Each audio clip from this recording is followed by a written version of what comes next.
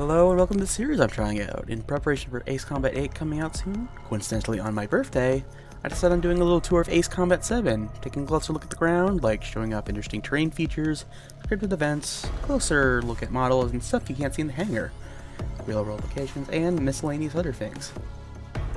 Before I start going through the first mission, I'll be doing the series in mission order, meaning I'll be doing the DLC halfway through the series. I'd also like to say that I might not finish the series as mission events get very complicated very fast, so I get only mission 4. I'm still using this camera mod and YouTube, so stuff like the Fall of Farvanti very well could just be beyond me. I also won't be doing the VR missions, only giving them brief mentions, such as this map being the first mission for the VR campaign as well. So time to take off and begin the tour. We'll be starting out in free flight mode just to show off the lay of the land. In case you didn't know, Strangerial, which is where the game takes place, is based on our planet and geography mixed and mashed together. The area this location is based on would be Truk Lagoon, part of the larger Truk state, member of the Federation of Micronesia. If you're a history buff, you might recognize his former name, Truk Atoll. During World War II, the IJN used it as a major naval base, having numerous warships, dozens of merchant ships, anchored, 5 airfields, radar, and even a submarine base. This was an obvious target for the Allies, so in 1944, Operation Hailstorm was launched, where Allied air power would arrive at the base and just completely destroy it, taking pretty much every single ship there and destroying almost all the aircraft as well. Japan abandoned it, mostly, and then the world kind of forgot about it for 20 years.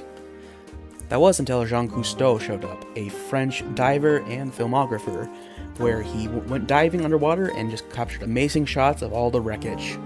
Nowadays, this is called the shipwreck capital of the world, with coral-encrusted tanks, planes, trucks, and warships. If there were one place in the world I could dive in, it would be there. Okay, tangent over. Back to Ace Combat. So the main island that the IUN is using as a base is Weno Island. In-game name, Fort Grays.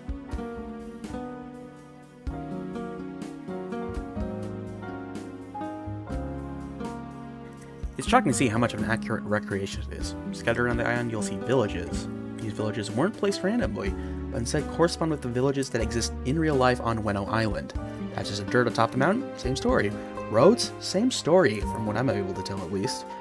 Cars are probably placed a bit more randomly, but who cares? The main point of divergence would be the port and airfield, which we'll be looking at later. To its credit, the airfield in-game is in a very similar location to the airport on Weno Island in our world.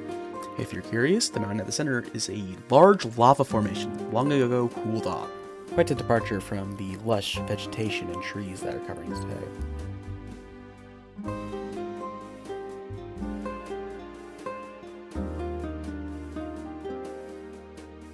Next on the island chain, we have Etten and Tonowas Island, the larger being Tonowas, smaller Etten. Etten Island was entirely bulldozed by Japanese forces in World War II, with the planet being turned into an airstrip, though that was never finished. Some of the facilities were left standing, and they do match up with what's in real life and what's in-game. Tonowas has also been faithfully recreated. I didn't catch this while collecting footage, but that looking platform uses the same model as enemy ones used in other missions.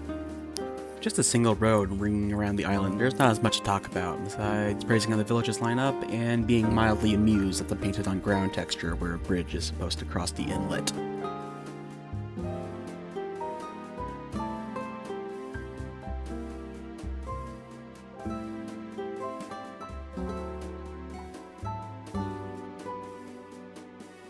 The last island on our chain, at least the one with a parallel to what we have on our Earth, is Uman.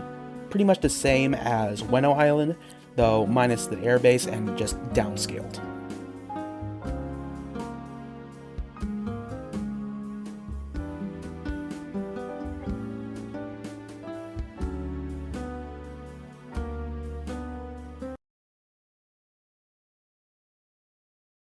This last part is 100% Strangerial.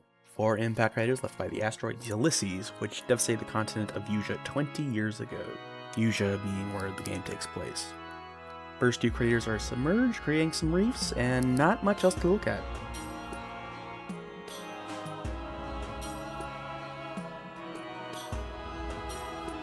The third crater seems to have formed when an asteroid chunk struck a small island, resulting in a modest circular ridge formed around a blue hole, the term for marine sinkholes.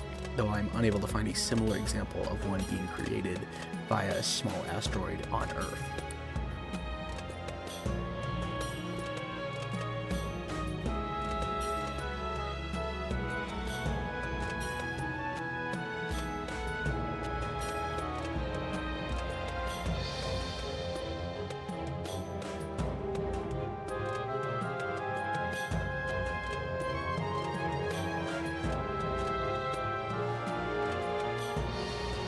The place seems to be uninhabited, and the only structure is a dock for some boats. The fourth crater is the largest and the one we'll be looking at most. It even has a name, Newman Crater. Presumably, this is where an asteroid chunk struck a large and inhabited island. How do we know this? Well, if we take a look at the backside of the mountain, there's what seems to be a destroyed city left in decay. Perhaps this used to be the primary place of living in the island chain, only for it to be obliterated by Ulysses, all smaller structures simply ceasing to be post-impact, swallowed by displaced earth, and the only remnants left on the island being a dilapidated downtown with rotting high-rises. And these 3 small buildings I found on the far opposite end of the crater. Still, we can see people rebuilding with these fancy new docks situated inside the crater, leading to some lovely beach houses and cabanas.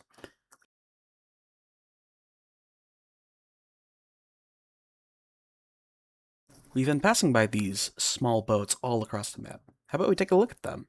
There's yachts, sailboats, trawlers, and speedboats.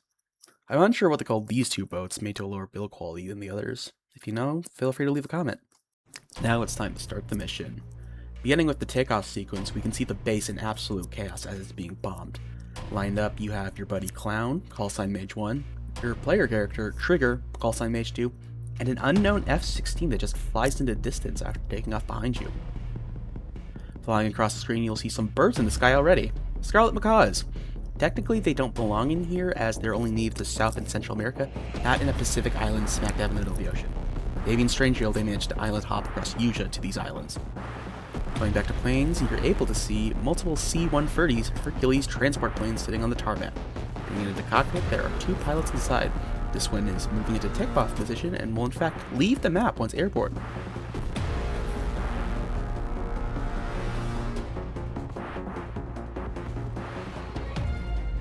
This is also true for the V-22 Ospreys we have taking off by the control tower. We've always wondered what they are classified as. It's something called a tiltrotor, as they can take off like a helicopter before moving their propellers forward like an airplane. The final aircraft at the base are these CH-47 Chinook transport helicopters. Just like all the other aircraft you can see inside the cockpit, there's also the bubble window and the engines on both sides. If you follow them, you'll see them go to the Tonoas Island lookalike and hover over the radar site that was just bombed. If you look at the bottom, you see a bunker near the base of the burning radar tower.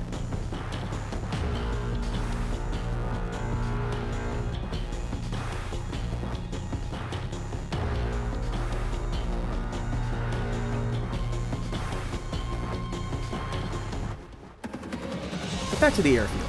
There's taxis that have planes up the runway, being driven by a flurryman, unoccupied runs and hangars accompanied by forklifts, and these trucks equipped with power generators. Next up is the port. You'll see facilities for ships like this crane, a Freedom-class LCS with its guns, missiles, sensor, helipad, and even a lifeboat. But here is the main attraction, the Albatross. Based on the Nimitz-class aircraft carrier, over 1,000 feet long, Sea-Wiz missile launchers, the iconic deck outline, and island hauling 3 to 4 dozen aircraft underneath. Sadly, it's just been hit by Eurasian bombers. By the end of the mission, it will have sunk. Skimming further along, we can see a procession of ships made up of 2 Freedom-class LCSs, and at the rear, an gnarly Burke destroyer, possibly the most prolific ship currently in service with the US Navy. 77 currently built and plans to make 22 more for a grand total of 99. It's got even more guns than the LCS, and when we look right here, you can see the vertical launch system for missiles.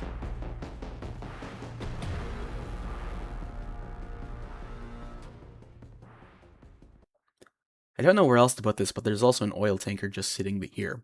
No idea why.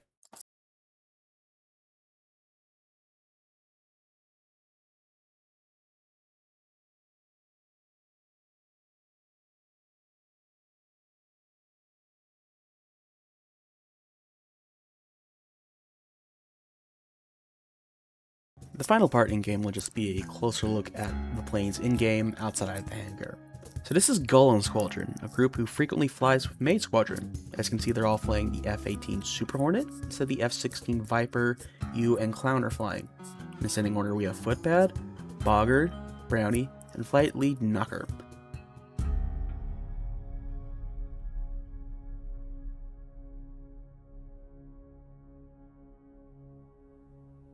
Time to look at what you gotta shoot down. First is this Tu-95, designated Bear by NATO, which is what the IUN calls him as well. Here's a look into the cockpit where you can see the pilots, the weather sensor, and it's using turboprops instead of the usual jet engines. Lastly, at the tail is a Eurasian roundel and a tail gun, which will shoot at you. After we shoot this bear down, another Tu-95 will spawn, being escorted by a pair of MiG-21s, NATO designation Fishbed. Painted in a camo pattern and Eurasian markings, these are very basic jet planes, essentially a jet engine with wings and a pilot attached to it. Destroying the third wave of aircraft altogether causes a special ace place to spawn. Captain Huang Zhongtai of the Eurasian Air Force, 72nd Air Division, 19th Reconnaissance Squadron, call sign Pyro. Has an extremely red MiG-21 with a white undersight. Shooting them down will unlock the skin, and is in my view, absolutely beautiful skin covering the plane in a marvelous crimson. The last man on the mission, a Tu-160, Russian name White Swan, NATO designation Blackjack. It's an absolutely gorgeous aircraft, which more than earns the name White Swan with its adjustable wings. Oddly, within the entire Ace Combat franchise, Eurasia is the only known operator of them, at least as of Ace Combat 7. Before we end, let's look at the cut content of this mission. Don't worry, this won't be too long as there isn't anything major. Mostly it's just world building and characterization from earlier Dresden story. Lines about how the base is expecting an attack from Eurasia.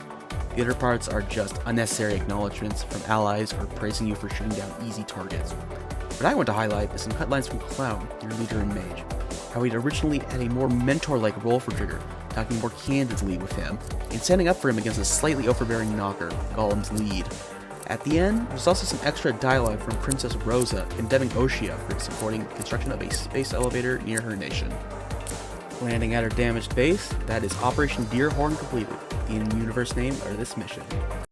Post-editing addendum. Alright, I just got finished matching up the commentary and clips. That process got me intimately acquainted with the video's issues, and I want to address them. Number 1, the process of writing and recording at the same time made my footage a lot less usable than I hoped. I only realized it once I recorded the commentary and started editing, and I'll be fucked if I'm doing it all over. This led to a lot of lazy cuts and out-of-sync observations.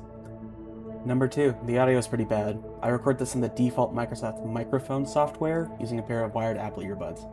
I also default to my customer service voice for the sake of clarity. Fortunately, I now sound like an AI voiceover, which I'm not that thrilled about. Number 3, I wasn't clear and thorough enough with my intentions on the series.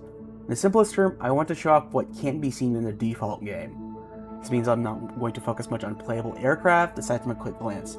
If you want to see more of them, you can boot up the game and use the built-in aircraft viewer, which includes every skin and marker in the game.